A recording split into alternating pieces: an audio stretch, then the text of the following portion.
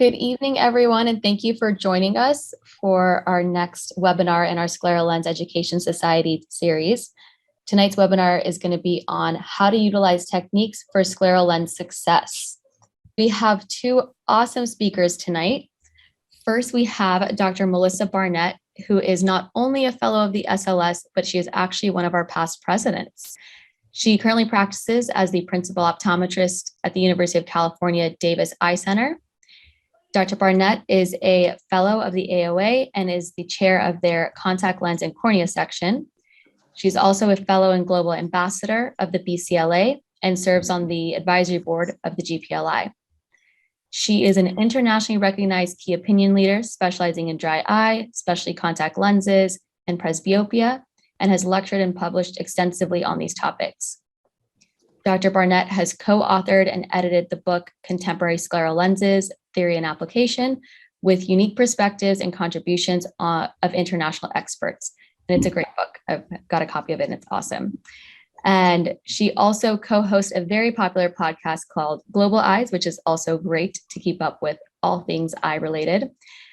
And Dr. Barnett has received many awards and recognitions throughout her career. And recently she was granted the most influential woman in optical from Vision Monday. So we're very excited to have her with us tonight. We also have Dr. Daddi Fadel joining us all the way from Italy. So she's on a very different time zone. So we're very excited to have her here. She is a contact lens designer, a pioneer of modern lens design, and a specialist in contact lenses for irregular cornea, scleral lenses, myopia management, and orthokeratology. She has a specialty contact lens practice in Italy, where she personally designs and fits custom specialty lenses. Dr. Fadel speaks 5 languages and completed her 4-year optometry course in Rome in 3 years with honors, and has been lecturing and publishing since her first year of optometry school. She is also an internationally recognized key opinion leader in specialty contact lenses and has several peer-reviewed publications and has lectured internationally on the topic as well. Dr. Fadel has authored the book Scleral Lens Complications, Their Recognition, Etiology, and Management, and she actually has co-authored a book with Dr. Barnett called The Clinical Guide for Scleral Lens Success. Also, both great books to have in your library. Dr. Fadel is a fellow of the SLS and is our current International Relations Chair. She is also a fellow of the BCLA, the FAAO, and the IACLE, and is a board member of many organizations, including the GPLI, IFSLR, and ICSC. She has founded many academies and schools throughout Europe and internationally, and she is currently the editor-in-chief of the Journal of Contact Lens Research and Science. So I want to thank both of you guys for joining us tonight. We are very excited to have you for our next webinar, and I'm very excited to learn how to utilize various techniques for scleral lens success.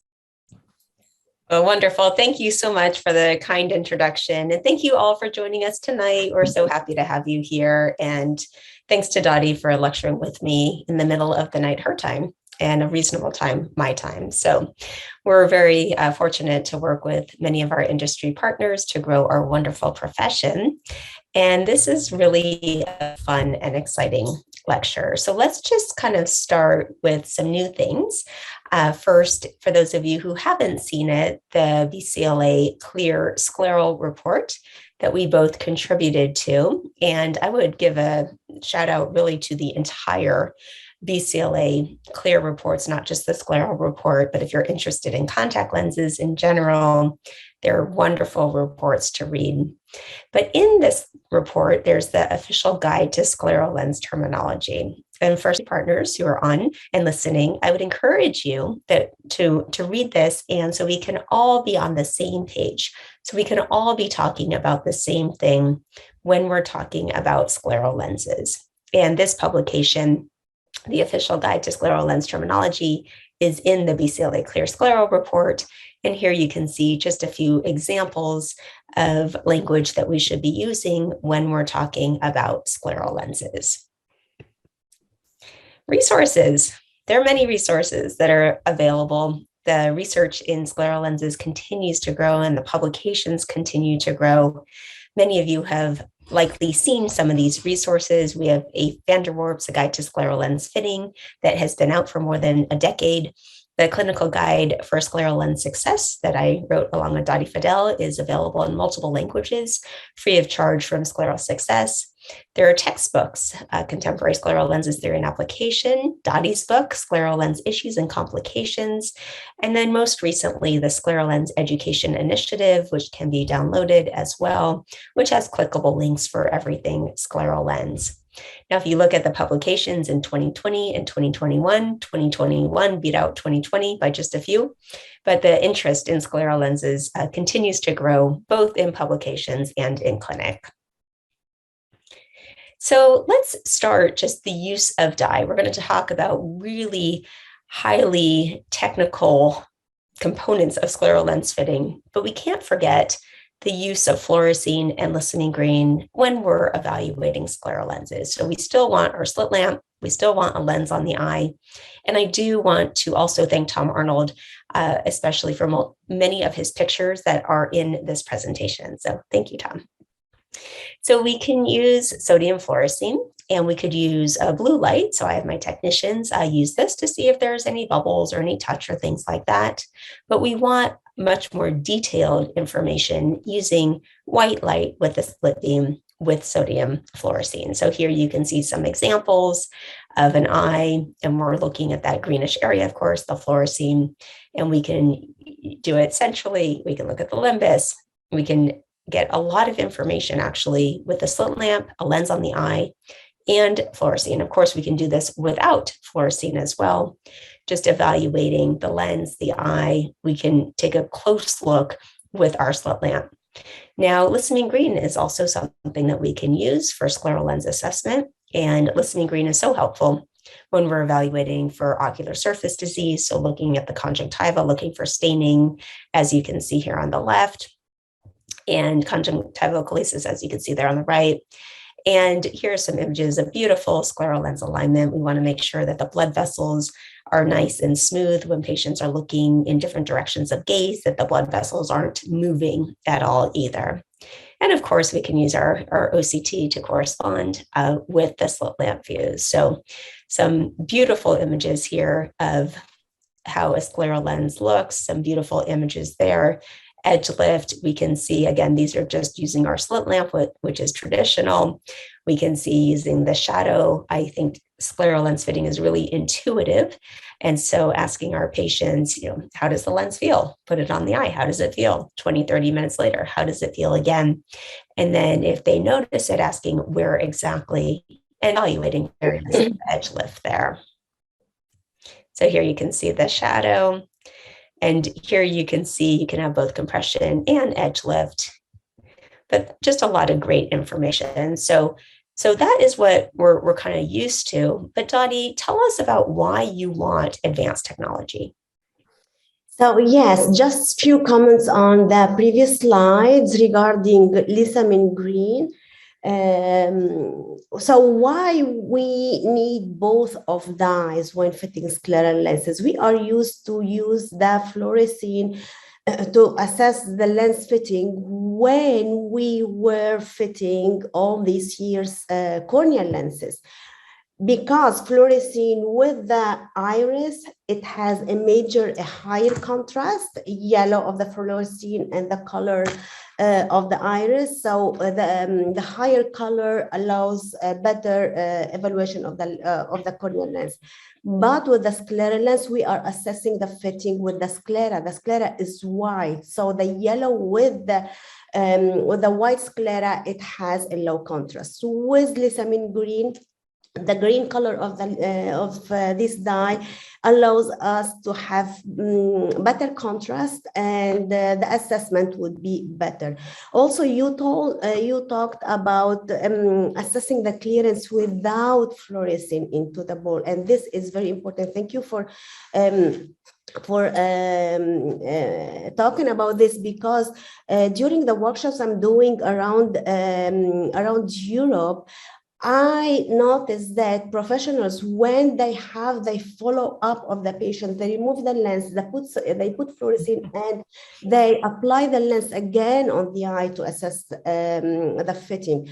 This is not a good practice, because by removing the lens when the follow-up, so after wearing the lenses for 5 hours, when you remove the lens to put fluorescein and reapply it on the eye, the clearance, so the volt, will increase about 70 microns. It has been approved by two studies, one Spanish and the other one is Portuguese. So you are by removing the lens, applying it on the eye again, you are assessing a non-real fitting. So we need all to develop the capacity and the ability of putting on focus the lens thickness and the volt of the lens without fluorescein. This is very important to have a real assessment of the lens on the eye. Why I did want technology in my practice? Well, I always customize my scleral lenses. So I use different technologies like the OCT. So I took different scans from the OCT, and I used to have a Google software to design the lenses, but that was very time consuming. So having the technology that we have available today allows you to customize contact lens alignment on the eye to increase comfort, because we know that the lens better aligned, well aligned on the ocular surface will allow better comfort, better stability. It will allow you to customize both surfaces, the anterior and the posterior as well. It allows you to save time when designing lenses, but not also it allows you to save time when designing the lenses, but it will reduce the chair time. So the patient doesn't have to come many times to reach the final lenses, because the final lens will you will have the final lens with much less lens ordered. It allows you to manage complex cases, because we know that in complex cases it's not only important to fit a perfect lens, it's important to monitor corneal health. So it's important to have at least a pachymetry to monitor if that lens in compromised cornea is compromising, has an impact on corneal physiology. It allows you to include fenestration channels and microvolt as well. And it allows you also to educate patients. When I design my lenses and patients come to take the lenses, before I apply the lens on the eye, I show them the design of the lens, the graphic of the lens that I did for them. And they all are impressed, and they feel very special when they have a very customized, because they see that the lens, the right lens is different than the left lens. And this is important. Next, please. So we all know now that the sclera is asymmetric. Different studies have shown that the sclera is not at all spherical or not even toric. The last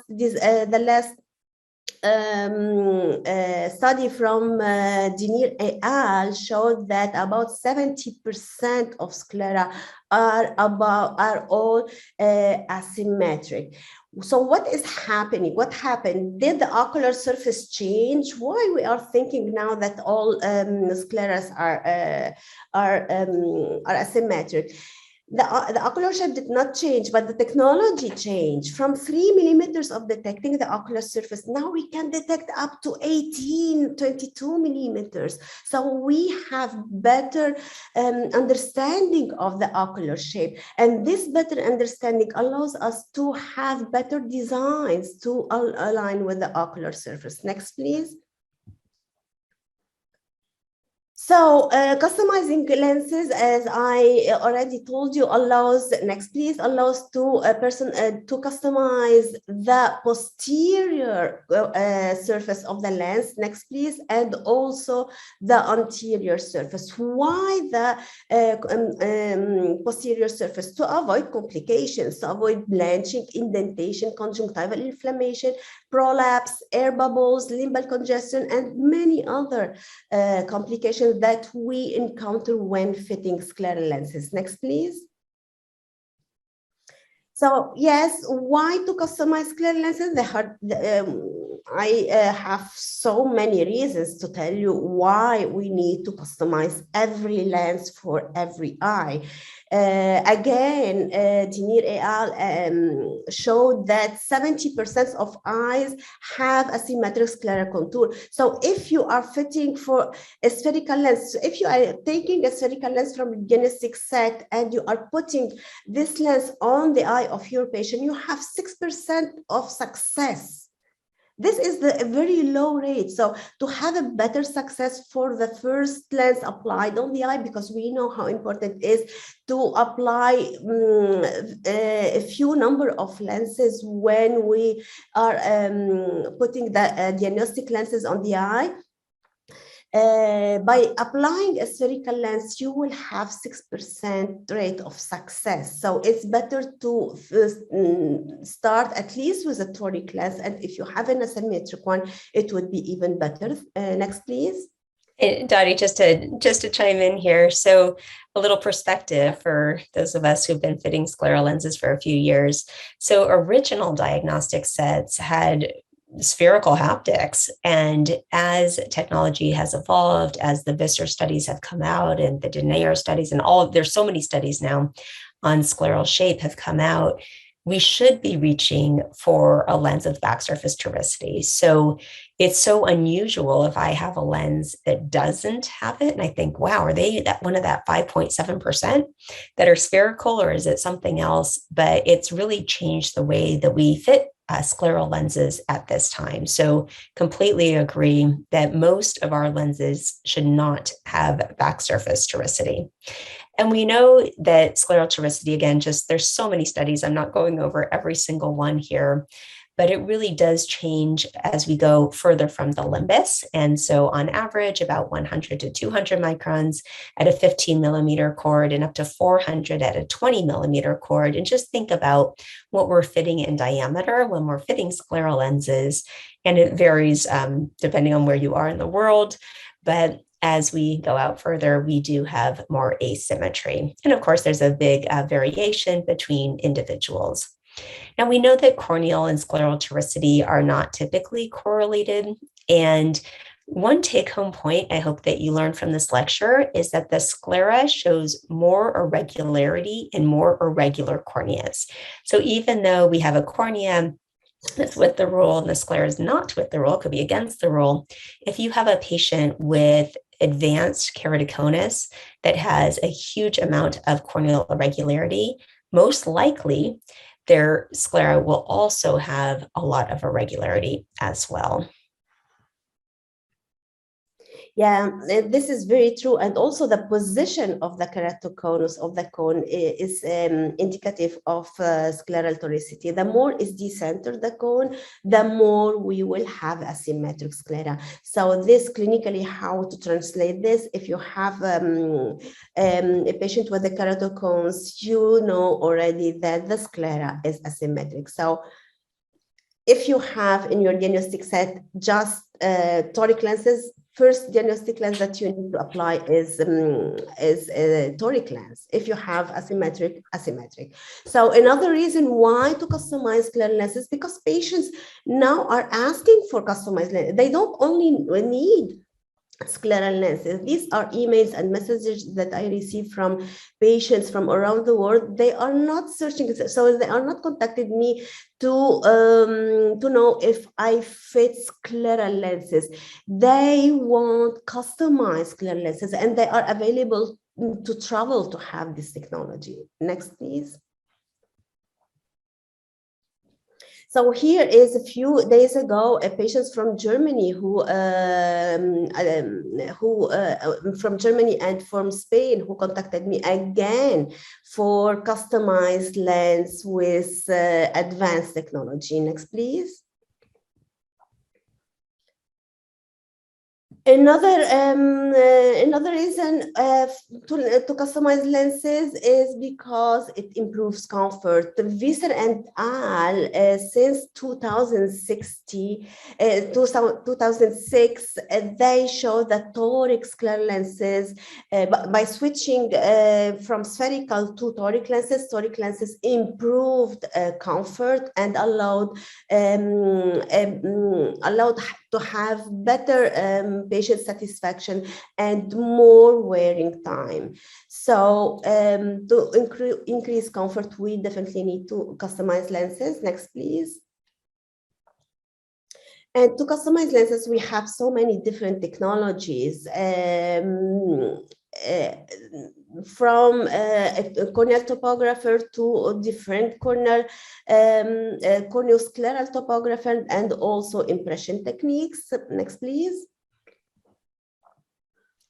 So here are some of the scleral profilometry devices that we have to use, as Daddi mentioned. So we have the Eaglet Eye ESP, the Visionary Optics SMAP 3D, and the Oculus Pentacam CSP. But Daddi, when we're talking about customizing lenses, I love how you bring it up to your patients, because not only really every single lens that we're making is personalized and customized for our patient, it's important to tell them that. And it's also important to go over the scleral lens fitting process, what they should expect initially, what they should expect at follow-ups, how you're going to deliver the lenses to them, whether they're mailed directly or they're going to pick them up. Explaining everything has been really helpful. And looking at scleral profilometry, we can go out to 22 millimeters, which is absolutely incredible. I think having these advanced technologies has revolutionized my scleral lens fitting practice in the last few years, being able to make lenses more customized than I ever could before. And I thought the lenses were pretty good. My patients were happy. They had good vision, good comfort. Their ocular physiology looked great. But incorporating these advanced technologies has enabled them to see better, be more comfortable, be able to wear their lenses for more hours each day, less dry eye, great for multifocal optics, and retaining that great ocular physiology as well. So scleral profilometry allows us gives us so many information. Next, please. In this case, it tells us that there is a central cone, that the patient has keratoconus and the cone is center. Next, please. That the sclera is toric. It allows us to understand also that the ocular sagittal height at a specific cone. Next, please. The toricity and the symmetry of the sclera. In this case, next, please. The toricity is important, is of 370 micron, which is important, and also allows us to understand the pinguecula, the exact position, weight, and height of the pinguecula. And this information is very important to provide to the labs so they can include the technology they have on the lens to vault over the pinguecula. Next, please. Next, please. So in this case, also we have, next, please, asymmetry in the corneal area. Next, please, in the scleral area. And here we have asymmetry of about 840 microns in the scleral shape. Next, please. So indeed, this has this needs some customization. And scleral profilometry doesn't allow you only to understand the scleral shape. If you have any doubt of identifying a toricity or asymmetry, so you can choose the lens from the list of the diagnostic lenses that are included in the software, we have this algorithm which may help you. For example, a manufacturer make a toric lens and an asymmetric one, and you need to choose which of these lenses to apply on the eye, but you are not sure which of these lenses to apply. So this software recognizes 4 different shapes of the sclera: spheric, toric, quadrant-specific design, and irregular. Next, please. Like in this case, it seems that maybe the sclera is more likely toric, but the algorithm recognizes more an asymmetric sclera. So it is telling you that this eye is best fitted with asymmetric lenses with quadrant-specific design. Next, please. In this other case, it tells you that the sclera is irregular, so you may need a highly customized lens in this case. Next, please. This case is very interesting because around the limbus, the algorithm recognizes a more likely asymmetric profile, but in periphery more customized. So again, here you need a customized lens for a best fitting of the sclera. Next, please. So what to do next? The profilometry allows you, it provides you so many information, how to use this information if you are using a diagnostic set. So here in this case, let's see this example. In this case, the profilometry tells you that the lens that you would like to fit need to have a volt of 4,300 microns. So I did an experiment. What I did in this case, because the lens doesn't have 4,300 microns, it has or 4,200 or 4,500. What I did, it chose 4,200 microns, but you can see here how the clearance is very small. And this clearance is at the initial clearance at lens application. And we know that the scleral lens will settle on the conjunctiva, so the lens will go down, and the clearance also will be reduced. So this lens will more likely touch the cornea after 4 or 5 hours. In this case, next please, I've chosen a higher sagittal height of 4,500 microns, and here again you can see the clearance, which is very good at lens application, and of course this clearance will decrease when the lens will settle. So next, please. The message here: whatever you are using to calculate the lens sagittal height, just select a higher sagittal height of your lens because of 2 reasons. The first one, because if the lens touches the cornea, you don't know how much the lens is touching and of how much you need to increase the clearance. If you fit a higher clearance, you know how much is the clearance, and you know how much you need to reduce the clearance. Second one, you will reduce the number of lenses applied on the eye, which is very important. Next, please. So Daddi, just a few points here that this is good even if we don't have the advanced technology. So even if you don't have scleral profilometry, those are great words of wisdom to always choose a higher sagittal height because the lens is going to settle. And if a lens is touching the cornea, it's difficult to know how much it's touching. But if it's clearing excessively, we can always reduce the sag. And then also just backing kind of way up when we're talking about scleral profilometry, the image capture.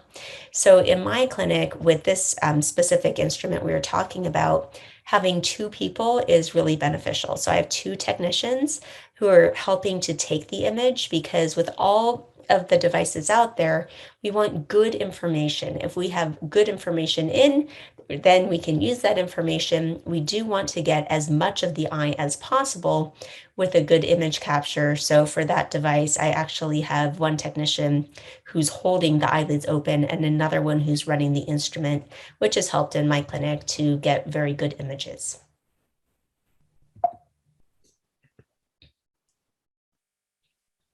A scleral profile also takes many information of the ocular surface. Next, please. The CSP report allows to have many information in so many different semi-meridians. So you have information in the inferior, superior, nasal, and temporal. And here, next to this graphic, you have the coverage map, which allows you to understand the coverage of the scan that you have done. The green is the superior, the blue is temporal, the nasal, the violet is the temporal, and the red is the inferior one. And next you have the scleral topography in this case, and you can see how much is toric this sclera in this patient who has already a high corneal toricity. Next, please.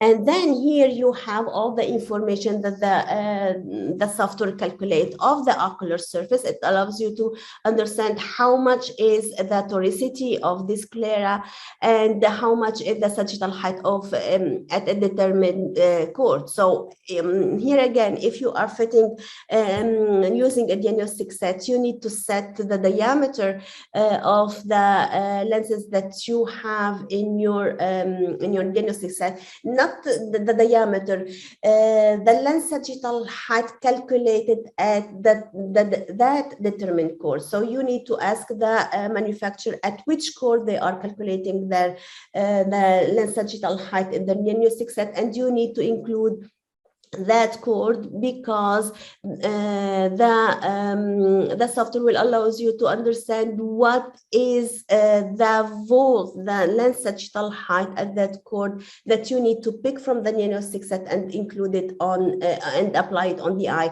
And of course, it you need before having this lens sagittal height, you have to set the central clearance that you would like to have. And what I suggest you to set the central clearance of 350 microns at initial as initial clearance. Next, please. Next. Otherwise, you can have you can use an external software to design by yourself the lens. So this is the difference between this technology and compared to other ones. So this external software allows you to design the scleral lens taking in consideration the ocular surface that it was scanned before. It provides you an initial design. You can accept it or you can change it. You can increase the edge view to better see the alignment of the lens. It's better to allow a little bit of edge lift in the lens periphery as initial lens, because we know that scleral lens will settle and this edge lift will not appear anymore when the lens settled. Next, please. And you can also have all the information. So you can click on the report and you can have all the information of the lens that you are designing. As you can see here, so the first line is the tear fluid thickness. The second one is the chord at which the lens sagittal height in the third line is calculated. And you can see that in all semi-meridian, you have different values of lens sagittal height. So you have a highly customized lens. In every meridian, you have different lens sagittal height. And when you will order the lens with this software, when you will look to the lens, you will see in the lens periphery, it's like a waving, because every meridian will align on the sclera that you scanned before with the technology. Next, please. So here again, next please, you can, if you don't want the lens design that the software provided you, next please, you can have, you can make some changes. The changes, you can have it in all meridians, in only half lens, and you need to indicate what is the half lens that you need to change. Next please, or in a specific quadrant. And here again, you need to specify which quadrant of the eye you need to have a different compared on the other quadrants. Next, please. So this is important, especially when we have irregular conjunctiva. Irregular conjunctiva include also the pinguecula. We know how pingueculas are difficult to manage with scleral lenses. Next, please, especially when the pinguecula is attached to the limbus. When the pinguecula is far from the limbus, you can choose a small lens, so you avoid any interaction with the pinguecula. But when the pinguecula is attached to the limbus, you cannot reduce the lens. So when applying a lens of a normal diameter of an average diameter, the pinguecula will lift off the lens from the ocular surface. And then the higher is the pinguecula, the more the lens will lift off. Next, please. So in these cases, what you need to do is to apply a larger lens with the flattest meridian, the horizontal meridian, to allow a little compression on the sclera. However, you will still have a lifting in that area where the pinguecula is lifting. As you can see here in this photo, the shadow behind the lens. So this will allow the breeze entrance if the patient is suffering from midday fogging or also discomfort. Next, please.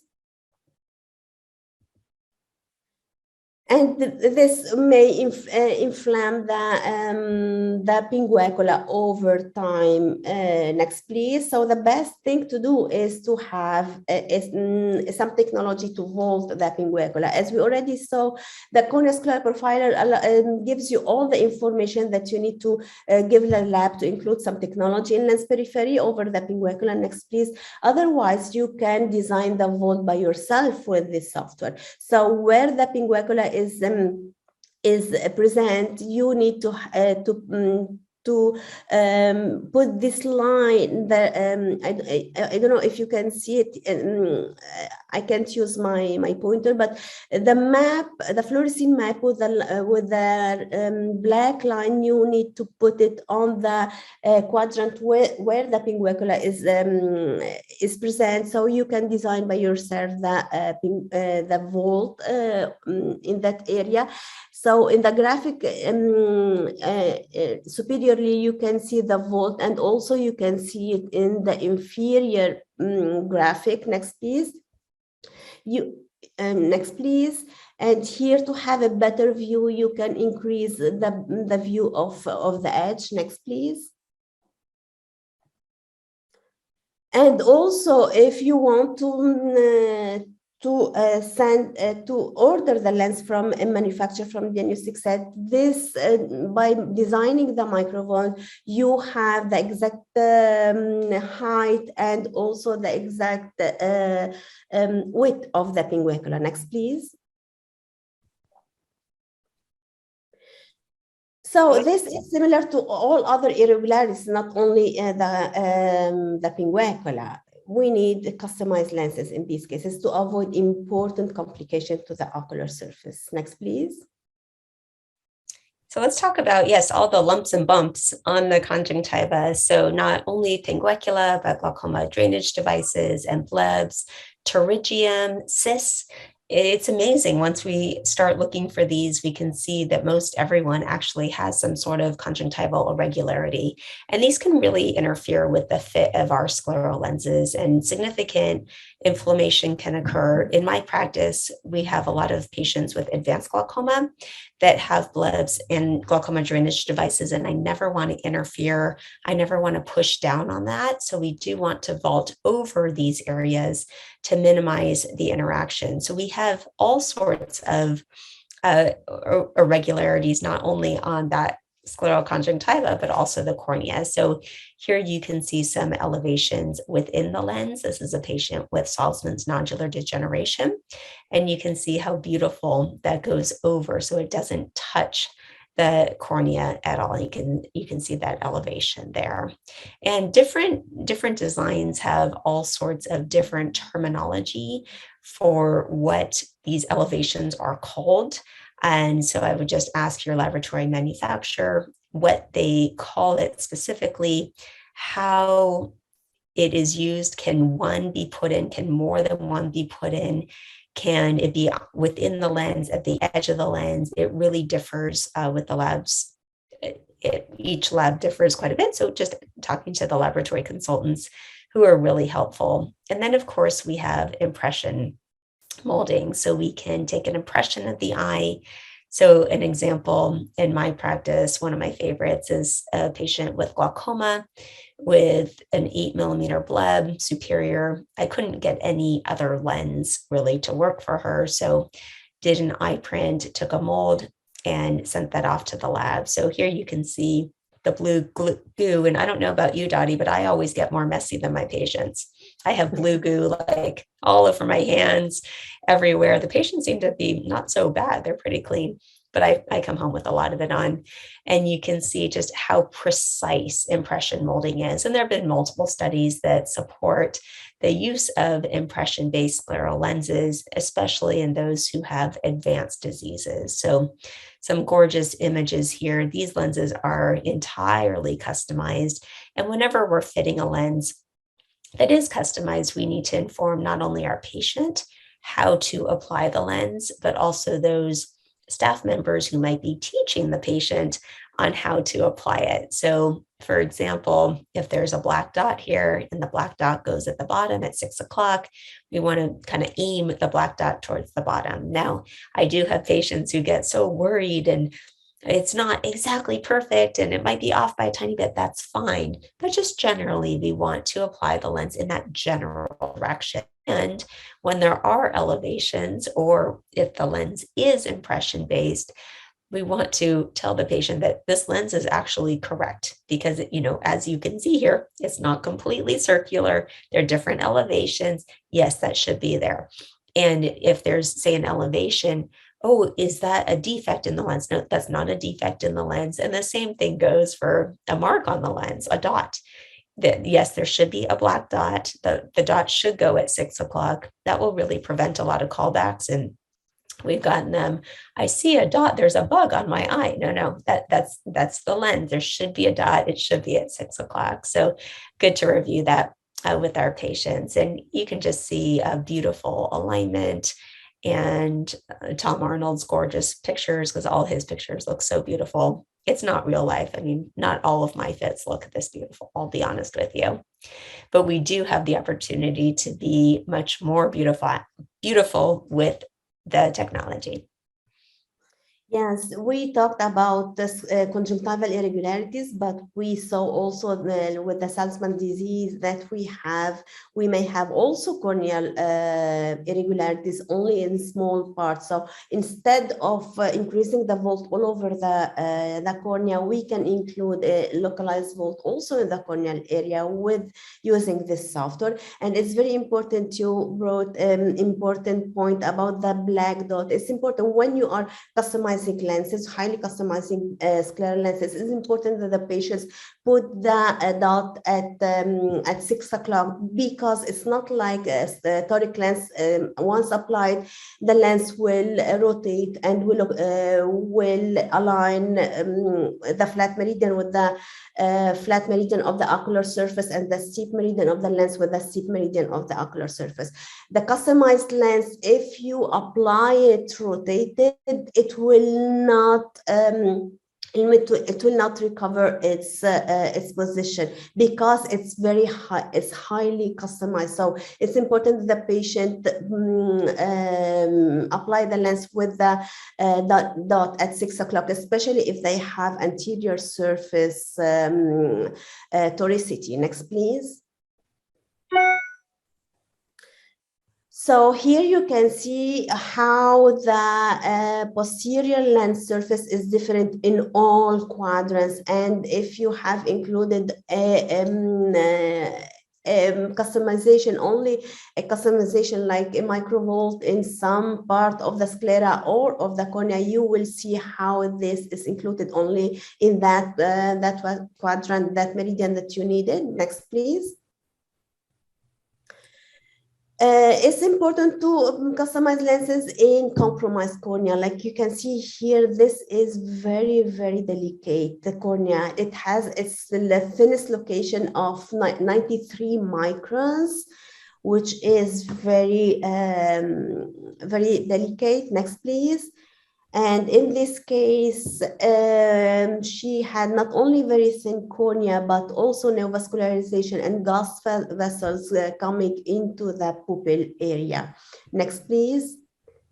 So in this case, it was very important to align, not only well align on the conjunctiva, but also the limbal vault needed to be very well designed in avoiding any congestion, because congestion will exacerbate the neovascularization and will bring all the blood into the gas vessels. Customization are important too for oval lenses. We know that all our limbus, all our corneas are oval, and if we are fitting a spherical lens on an oval limbus, next please, the lens will land near to the limbus in the horizontal meridian, but far from the limbus in the vertical meridian.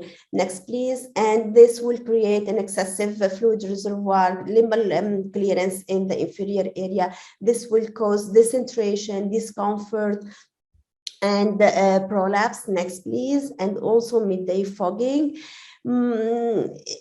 If we need to reduce the vault in the vertical meridian, in the horizontal meridian, and at this point, the lens will touch the limbal area, and long-term touching will cause epithelial bulli. Next, please. So the best thing here to do, next, please. Next, please, is to design an elliptical lens based on HVID, next, please, and VVID. Next, please.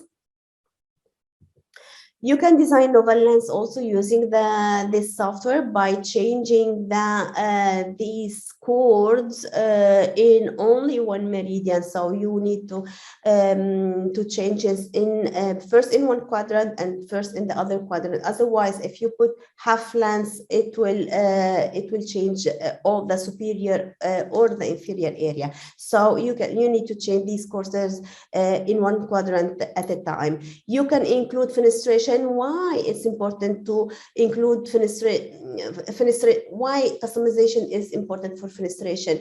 When you include fenestration, it's very important the lens align properly with the conjunctiva, and it's very close, the shape of the posterior lens very close to the corneal surface, because otherwise we will have large air bubbles coming into the corneal area and coming into also the pupil area, disturbing vision. Fenestration can be included in the limbal area, but also in the scleral area, and these two have different objectives. That in the scleral area is more likely to reduce suction. Next, please. Yeah, so Daddi, I just wanted to highlight that you mentioned. So people always ask, why do you fenestrate? And in those who have really compromised corneas, for example, so those who have had a corneal transplant, they have a reduced endothelial cell count, those who I want to just get more tear exchange. But I have had a lot of success actually putting those little fenestrations at the limbus as well, and various amount of fenestrations to help increase tear exchange, but also including channels. So sometimes I include channels and fenestrations. Sometimes I only include channels. And a recent case of mine that I just included channels, she kept having recurrent corneal erosions with her scleral lens, where she has corneal ectasia after LASIK. And by including the channels in there, now it's helping. So she's not getting her recurrent corneal erosion. So it's just nice to know that we have all of these different options that we can use to help our patients. And I do think that we are at the point now where we're fitting differently based on the patient. So we're fitting a scleral lens to increase tear exchange. We're fitting a scleral lens with different alignment, and we have the ability to do that with all of the customization much more than we ever did before. So it's important also to customize the anterior surface, and to customize the anterior surface, it's very important to have a well-centered lens. So to customize the anterior surface, we need a highly customized posterior surface for a better centration. Next, please. Next, please. Next, please. So in this case, a myopic LASIK customization of the anterior surface majorly important in keratoconus and in post refractive surgery, because they have high order aberrations. And we all know that scleral lenses, even scleral lens with the basic optics, can reduce high order aberrations. So it's very important to have all the information, not only of the corneal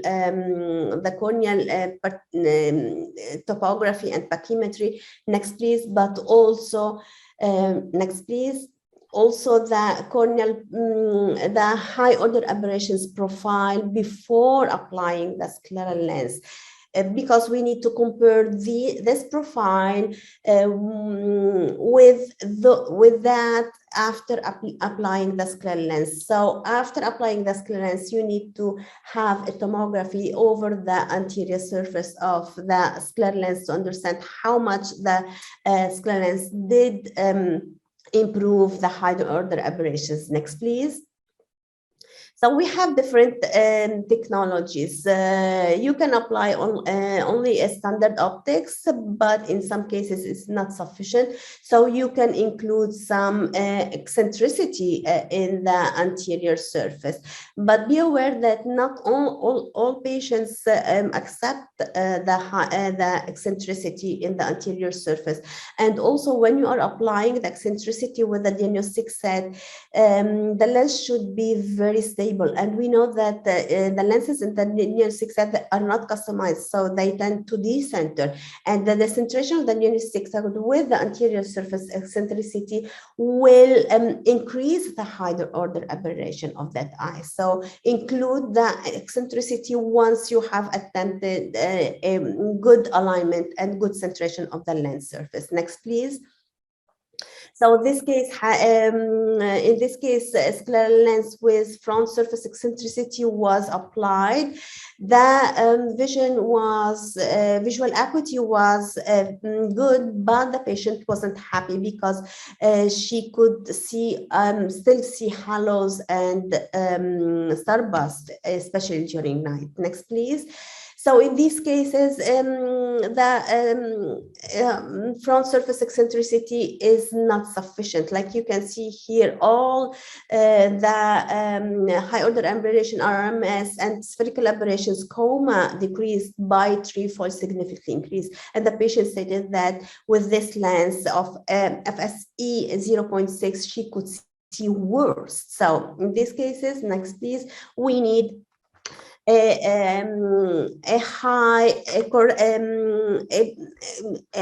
a correction with a wavefront guided technology. And to include this technology, we need to have the total eye aberrometry. So here we have the Zanuck polynomial, and we see here the E evaluation, and it allows you to understand if the high order aberrations are depending on the cornea or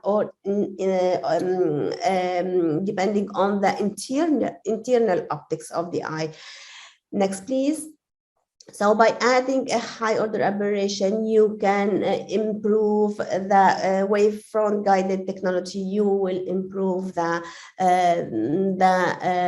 visual quality of your patients. We can also include the anterior toricity, of course. So just including the over refraction and including the cylinder of your over refraction, you will include this anterior surface toricity. next please, and also multifocal lenses you can include by just adding the how much add the patients need, and you can decide right eye center near or left eye center distant, both center near, both center distant, whatever design you would like to have for your patients, and depends on their needs as well and their near work. Next, please.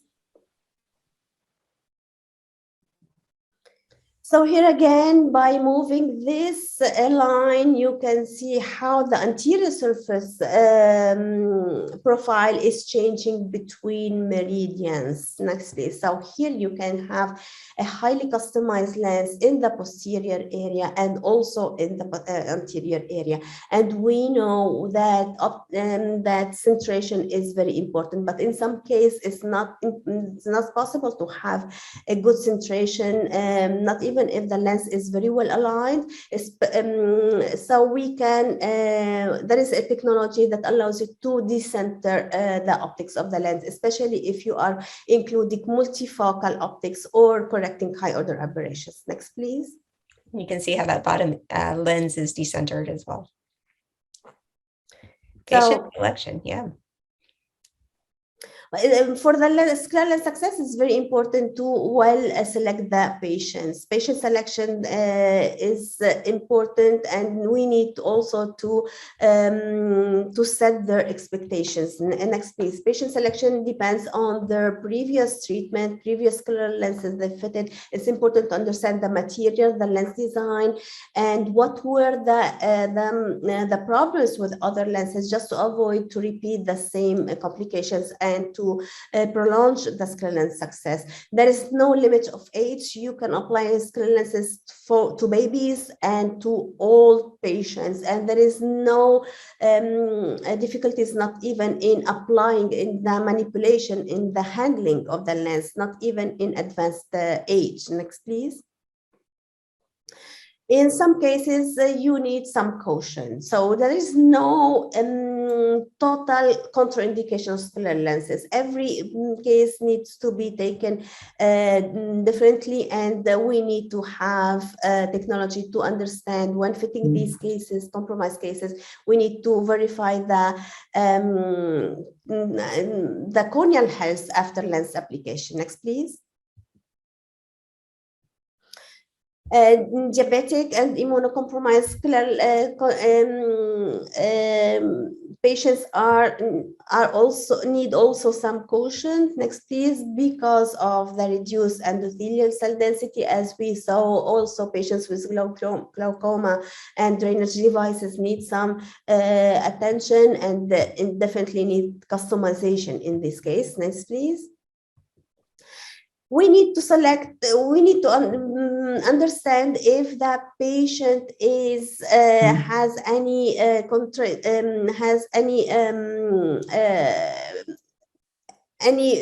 intolerance to the placement of any foreign body in their eye. So before designing, so spending time in designing the lens, ordering and have it and receiving the lenses, just have some trial before the order. Try with your patient, let him or let her try to apply the scleral lens during the education sessions, just to understand if they are able to apply the lens. Because I had an experience with a patient. I designed the lenses and I delivered the lenses for this. I did not deliver, but I was doing this application and removal sessions at lens delivery, and I noticed that that patient couldn't apply the lens on the eyes. So it's very important to understand this before designing and before ordering the lens. In some cases, handling may be overcome with more educational sessions. Next, please. So again, the set expectation, patient's expectation. Some patients request scleral lenses that cannot, for some conditions that cannot benefit for scleral lenses. So it's important to explain the benefit of scleral lenses, but also their limits in many conditions. Next, please. It's important to avoid sports like water sports or martial sports because of infections or of the risk of rupture of the lens on the eye. Next, please. It's important to have some good observation of the ocular surface. Next, please. Before going to analyze the ocular surface, we need to have a general look at the of the eye generally, and we need to understand if there are some eyelids or palpebral blepharitis. So we need to resolve these, to manage these these conditions before applying the scleral lens, because we will have some issues, especially in the anterior surface with ability after applying the lens. These are great images of Demodex, and we do want to clear up all the lids and lashes, the meibomian gland dysfunction, any cysts. We want to have a careful look of the conjunctiva, flipping the lids prior to scleral lens application, but really utilize our advanced technologies to better serve our patients. We can do amazing things with them. And with that, we do want to thank you for your time and your attention. SLS, thank you for having us both.